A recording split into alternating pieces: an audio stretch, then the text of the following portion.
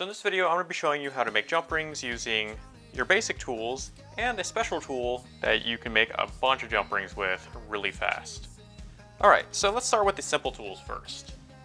So you're going to need wire, and you can use just about any size you'd like. I'm going to be using 16 gauge copper wire for this, but you can use other metals too, like silver, copper, brass, whatever you really want. So you're also going to need a jeweler saw. It really doesn't matter which one you use. So as long as you have a saw blade on it that will cut your wire, then you're good to go. So for this one, I'm just going to use the Green Lion one. So another thing that's going to be handy for this is a drill. You don't need the drill, but it makes it a lot easier. You're also going to need a set of drill bits. And I'm missing a couple, but you'll get the gist from this. Also, to figure out your sizing, you're going to need some calipers. So the reason why we need these drill bits, they are different sizes. And that means we can wrap our wire around each one and make different size jump rings. If I wanted a 2mm inner diameter of a jump ring, I would measure these and find the 2mm one.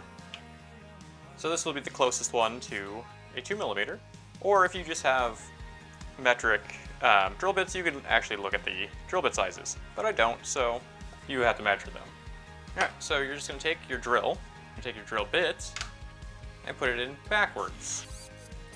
So there we go. It's all backwards and smooth. You can also use other rods or anything that fits inside of the chuck of your drill bit will work for your sizing. The drill bits just happen to be a nice assortment of different sizes. So you're going to want your drill upright, not like this laying on the table. But for filming purposes and so you can see better, I'm going to lay it down. I'm going to take my 16 gauge wire and stick it inside of the chuck. And then bend it like so. And I'm going to slowly pull the trigger on this. There we go. When it starts winding, I'm going to hold it down like that.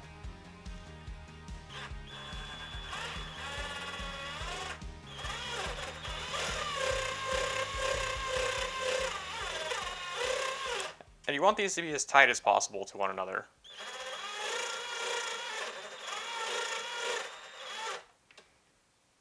And there we go. Be careful doing this all the way to the end of your wire because it gets real sharp and it will probably cut you. So now you can just slide this out, and now you have a bunch of little rings. I typically clip off these.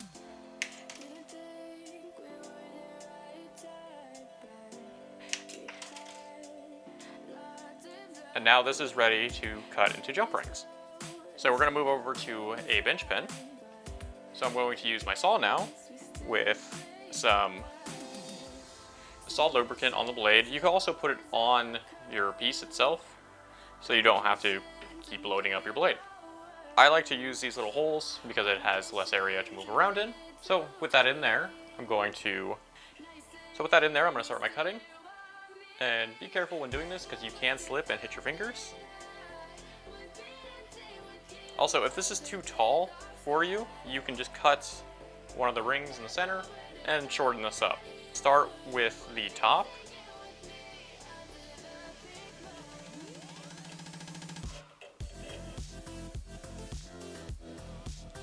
So you're going to be angled kind of like that. Sorry if it's hard to see. I have to be able to hold this.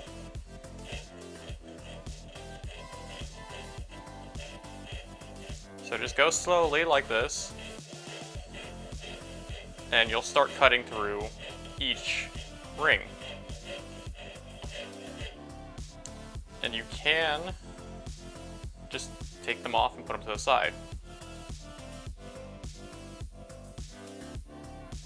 See the line forming on this as I go down it, and that's basically what's going to make all of these perfect little circles, or little rings. And it allows you to connect them to things and then solder them shut. So when you get down to it being this small, it becomes a lot more dangerous and easier to cut your fingers. So just be careful with that. I have seen other ways of doing this where you just keep it on the actual rod that you made it on, and allows you to cut them without hitting your fingers, but this is the way I like to do it, besides when I drop it like that.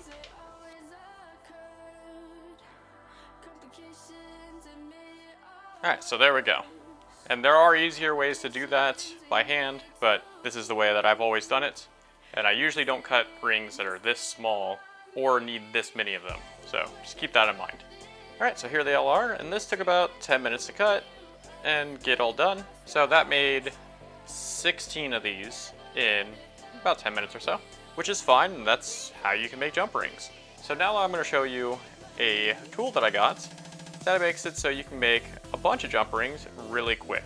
So this next method that is a lot faster is going to cost a pretty penny to get set up, but once you do, and if you're making a lot of jump rings or making even chainmail, you're going to probably want this. So this is a jump ring maker from PepeTools, and this is already mounted, but basically you can use this along with some of these rods that are different sizes to make the wound bits, and then you can cut it all using this attachment with a saw blade, and this attaches to a Fordham flex shaft. So let me show you how to do this. So I bolted this to my table using the same setup as I did with my roller mill, so I can remove it and everything is flat here, and I can put it back on. So if you look at the setup itself, it has some numbers printed into this block, and the larger sizes actually have them printed into the side of them. But we're going to make the same size as we did before, which is about a 2mm. And then I'm going to need this block. So this is your cutting area, and this will hold all of your jump rings in place as you cut them with the saw. This can also be mounted to your table, and I have these inserts just for that. So just need to take the top off.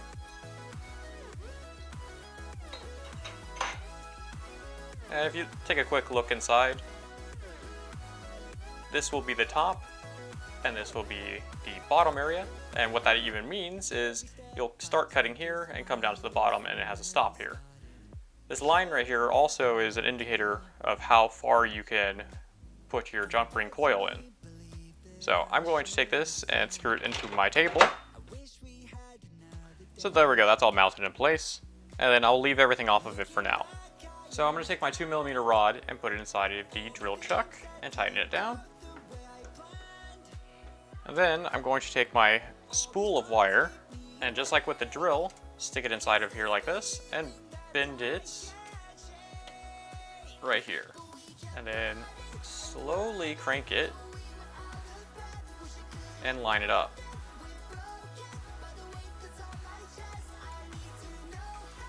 So as I'm doing this, I am also making sure this is going in as straight as possible and pulling on it a little bit.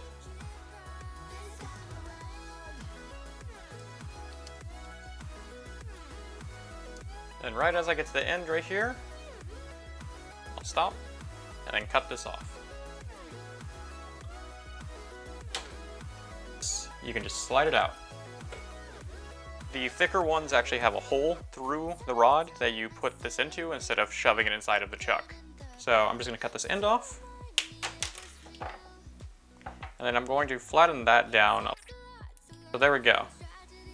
So we're going to set up the handpiece now. How you're supposed to do this is take your saw blade and put it in here and tighten it down, and then take your handpiece off and place this over it. Well, there's a quicker way of doing that. Just put this on first and put this in the handpiece, and then you don't have to take anything off.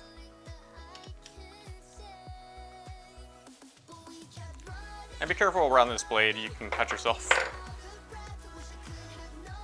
So now I'm going to push this up and line this line up with the saw blade itself, like so. And it has two set screws that you use an Allen key that it's provided with it to tighten this down.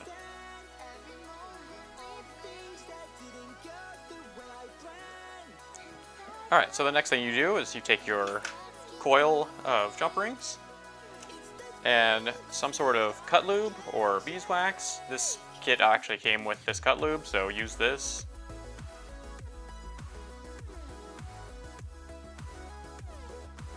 And I'm just putting it on one side. So just put it in here like this, and I'm going to take the part that I rubbed on the lubricant and face it up, because that's where our blade is going to be.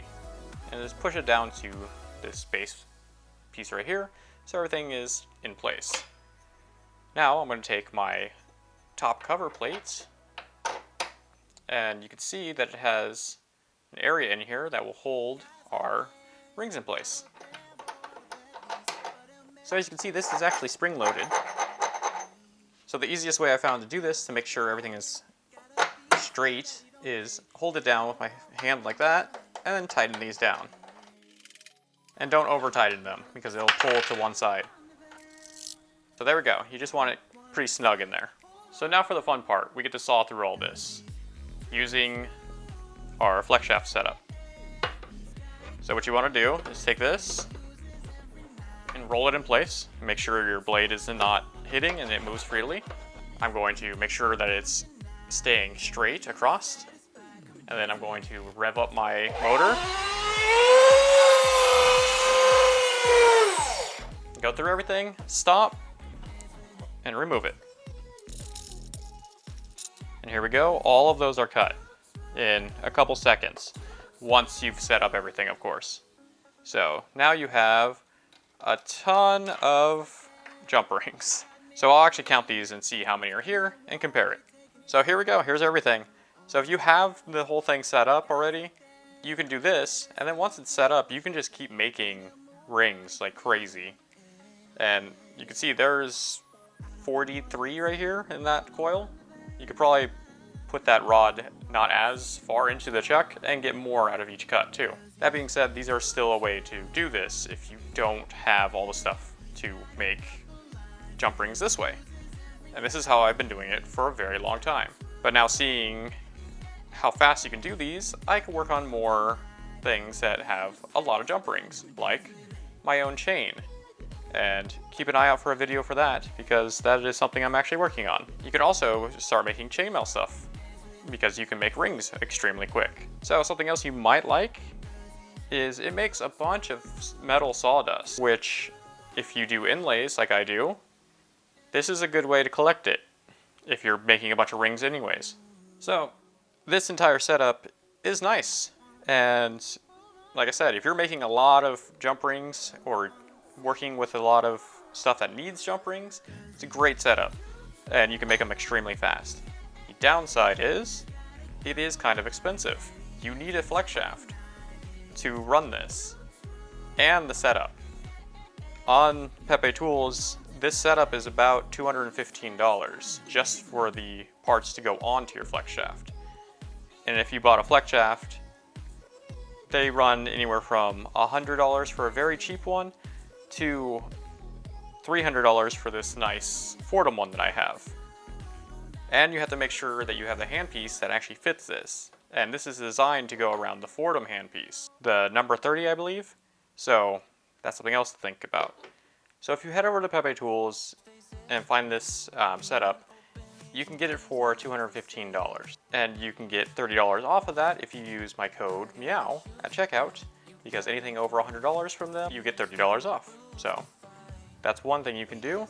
You can also get a combo of this and the flex shaft for $450 and use that code also and get another $30 off. So you're basically getting this for full price, and you're getting a flex shaft setup for like $205. So it's really up to you. I know this is a lot of money to invest in tools. Trust me, I understand that. And this was given to me for free from PepeTools. They didn't pay me anything to say anything good about it, but they sent it out to me to make a video about and use in future videos. So I'm going to.